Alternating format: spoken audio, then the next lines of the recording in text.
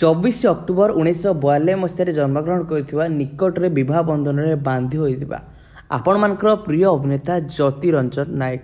ଦର୍ଶକ ବନ୍ଧୁ, ଆପଣମାନେ ସମସ୍ତେ ଜ୍ୟୋତିଙ୍କୁ ବେଶ ଭଲ ଭାବରେ ଜାଣିଥିବେ।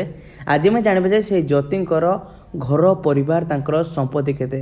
ନିକଟରେ ସିମରନଙ୍କର ହାତ ଧରିଥିଲେ ଏବଂ ବିବାହ ପରେ ଜ୍ୟୋତିଙ୍କ ପାଖରେ କେତେ ଟଙ୍କାର ସମ୍ପତ୍ତି ରହିଛି ସବୁକିଛି ଡିଟେଲ୍ସରେ ଆପଣମାନେ ଜାଣିବାକୁ ପାଇଯିବେ। ତା ସହିତ ଜ୍ୟୋତିଙ୍କ ବିଷୟରେ କିଛି ସଂଘର୍ଷମୟ ଜୀବନ କାହାଣୀ, ତାଙ୍କର କିଛି ସିକ୍ରେଟ୍ ତଥ୍ୟ ସବୁକିଛି ଆପଣମାନେ ଏହି ଭିଡ଼ିଓ ଜାଣିବେ। ଭିଡ଼ିଓକୁ ନିଶ୍ଚିତ ଭାବରେ ଶେଷ ପର୍ଯ୍ୟନ୍ତ ଦେଖିବେ। ଯେଉଁମାନେ ପ୍ରକୃତରେ ଜ୍ୟୋତି ଏବଂ ସିମରନଙ୍କର ଯୋଡ଼ିକୁ ପସନ୍ଦ କରୁଛନ୍ତି, ବିବାହ ପରେ ଏହି ଯୋଡ଼ିକୁ ଭଲ ପାଇବା ଦେଉଛନ୍ତି, ନିଶ୍ଚିତ ଭାବରେ ଭିଡ଼ିଓକୁ ଲାଇକ୍ କରିବେ ଏବଂ କମେଣ୍ଟ କରି ଜଣାଇବେ ଯେ ଆପଣମାନେ ଜ୍ୟୋତି ଏବଂ ସିମରନଙ୍କ ଯୋଡ଼ିକୁ ପସନ୍ଦ କରିବେ କି ନାହିଁ। ତାହେଲେ 24 ଅକ୍ଟୋବର 1942 ମସିହାରେ ଜନ୍ମଗ୍ରହଣ କରିଥିବା ଜ୍ୟୋତି ରଞ୍ଜନଙ୍କ ବୟସ ବର୍ତ୍ତମାନ ସମୟ ଯାଇ ପହଞ୍ଚିଛି 32 ବର୍ଷ। କଟକରେ ଜ୍ୟୋତିଙ୍କର ଜନ୍ମ।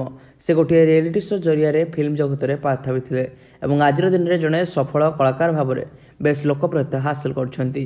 2016 ମସିହାରେ ପ୍ରଥମ କରି ସେ ଫିଲ୍ମରେ କାମ କରିଥିଲେ। ନିକଟରେ ସେ ସିମରନ ମହାରଣାଙ୍କର ହାତ ଧରିଛନ୍ତି। ବର୍ତ୍ତମାନ ସମୟରେ ଆସନ୍ତୁ ଜାଣିବା ତାଙ୍କର ପରିବାର ସମ୍ପର୍କରେ। ଜ୍ୟୋତି ରଞ୍ଜନଙ୍କର ବାପା ହେଲେ ରମେଶ କୁମାର ନାୟକ ଏବଂ ମା ହେଲେ ଜୟଶ୍ରୀ ସାହୁ।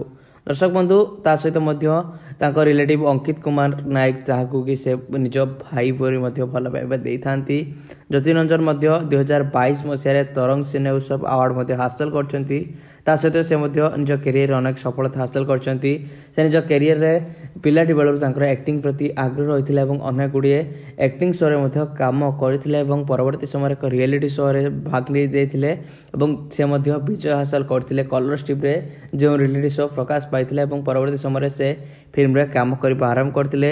ତାଙ୍କର ଅଭିନୀତ ପ୍ରଥମ ଚଳଚ୍ଚିତ୍ର ଦେଲେ ଧରା କଥା ସାରେ, ଏହି ଚଳଚ୍ଚିତ୍ର ଦର୍ଶକମାନଙ୍କୁ ବେଶ ପସନ୍ଦ ଆସିଥିଲା ଏବଂ 2016 ମସିହାରେ ଏହି ଚଳଚ୍ଚିତ୍ର ରିଲିଜ୍ ହୋଇଥିଲା ଏବଂ ପରବର୍ତ୍ତୀ ସମୟରେ ତାଙ୍କର ଅଭିନୀତ ଚଳଚ୍ଚିତ୍ର ହ୍ୟାପି ଲକି, ତୁ ମୋ ହିରୋ, ଏହି ଚଳଚ୍ଚିତ୍ର ଗୁଡ଼ିକ ମଧ୍ୟ ଦର୍ଶକମାନେ ବେଶ ପସନ୍ଦ କରିଥିଲେ ଏବଂ ଆଜିର ଦିନରେ ସେ ଜଣେ ଭଲ କଳାକାର ଭାବରେ ବେଶ ଲୋକପ୍ରିୟତା ହାସଲ କରିଛନ୍ତି। ନିକଟରେ ମଧ୍ୟ ତାଙ୍କର ଅଭିନୀତ ଚଳଚ୍ଚିତ୍ର ନବକଳେବର, ଏହି ଚଳଚ୍ଚିତ୍ରକୁ ମଧ୍ୟ ସାରା ଓଡ଼ିଶାବାସୀ ବେଶ ପସନ୍ଦ କରୁଛନ୍ତି। ତେବେ ଆପଣମାନେ ସମସ୍ତେ ଜାଣିଥିବେ କି ଜ୍ୟୋତି ଅନେକ ରିଆଲିଟି ଶୋ ତା ସହିତ ଫିଲ୍ମରେ ଅଭିନୟ କରିଥାନ୍ତି। ତେବେ ଆସନ୍ତୁ ଜାଣି ରଖିବା ଜ୍ୟୋତିଙ୍କର ସମୁଦାୟ ସମ୍ପତ୍ତି କେତେ। ଦର୍ଶକ ବନ୍ଧୁ, ଜ୍ୟୋତି ରଞ୍ଜନ ନାୟକ ଫିଲ୍ମରେ ଅଭିନୟ ସହିତ ମଧ୍ୟ ଅନେକ ରିଆଲିଟି ଶୋରେ ନଜର ଆସିଥାନ୍ତି। ତା ସହିତ ଷ୍ଟେଜ୍ ଶୋ କରିଥାନ୍ତି, ଅନେକ ଗୁଡ଼ିଏ ବ୍ରାଣ୍ଡର ପ୍ରମୋସନ୍ କରିଥାନ୍ତି ଏବଂ ଯେଉଁଥିରୁ ତାଙ୍କୁ ଲକ୍ଷାଧିକ ଟଙ୍କା ମିଳିଥାଏ।